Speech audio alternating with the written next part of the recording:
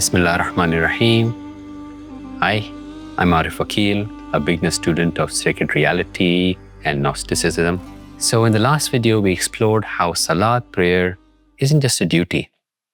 It's an opportunity, it's a chance for an ascent, a sacred moment of intimacy with the divine, a time when the veils of the world can fall away and we find ourselves standing before the one who has fashioned us from nothing. But before we can stand in his presence, before the body bows and before the heart surrenders, we must prepare ourselves. We must prepare ourselves physically, mentally, spiritually. And we do that, we begin with a wash. The traveler to Allah must first remove the obstacles, the impurities, both that are seen and unseen, so that he may attain the purity that belongs not to this world, but to the world of light. Unless all impurities, outer and inner, visible and hidden, are washed away, the worshipper has little chance of entering divine presence. Imam Raza alayhi salam is reported to have said, "The servant has been commanded to perform Wudhu. Wudhu so as to be pure when standing before the All-Powerful and supplicating, and by obeying him to be purged from filth and impurity, beside his removing laziness, expelling sleep, and purifying the heart to stand in the presence of the All-Powerful." We must not appear before the divine with visible filth, let alone with a heart stained by attachment, heedlessness, or pride. A sleepy eye is one thing, but what about a soul asleep to its own reality? Another hadith reminds us that Allah, the Exalted, does not look at your faces, but He looks at your hearts. The impurities of the heart are the source of all other impurities. Being attached to anything other than God, clinging to the ego, obsessing over the world, stemming from one root, the love of this world, the love that is said to be the head of all sins, and its twin, self-love, which is the mother of all spiritual disease. As long as these roots, love of the world, love of the self, run deep, as long even as remnants of these loves remain in the heart, we are attached to this world, and a journey to Allah cannot be a journey of freedom. One truly cannot journey towards Allah subhanahu wa ta'ala. Instead, it will be a journey to the self. It will be a journey to this dunya, to the world. It will be a journey to an illusion.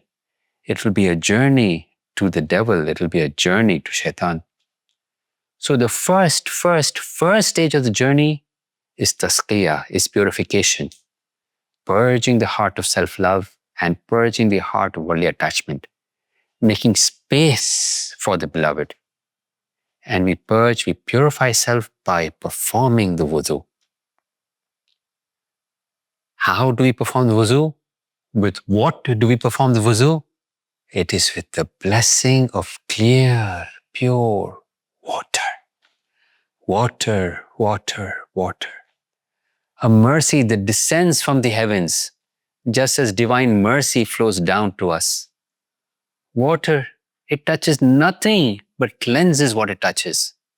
It restores, it softens, it leaves everything it meets in a state of purity.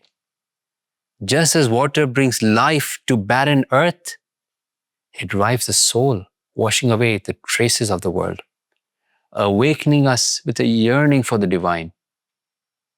When you intend to perform wudhu, approach water with humility as you would approach Allah's mercy, for it is a mercy from Allah. He has made water the key to nearness and the beginning of supplication. Just as His mercy washes away every sin, so too does water cleanse outer impurities. And only water can do that. With this water, we wash our face, we wash our hands, we wipe our head and our feet. But why these parts specifically? Because when the servant stands before the All-Powerful, these are the parts that are exposed and engaged. With our faces, we fall into prostration, we fall into sujood, touching the earth in utter humility. With the hands, we reach, we plead, we beg, we worship. With the head, we bow in ruku, and of course, lower ourselves in sujood. And with our feet, we stand, we walk, we rise, and we sit in prayer. The people of the path, those on journey to Allah subhanahu wa ta'ala, must not stop at the outer form. The outer acts are but signs. They point inward. So do not be satisfied with just the ritual, formal aspects of purification. That is a trap. It is a veil. It is a satanic snare. Let your wuzu remind you of the blessing of each limb and guide you on how to use them. These limbs are gifts. May they be directed in service of the beloved.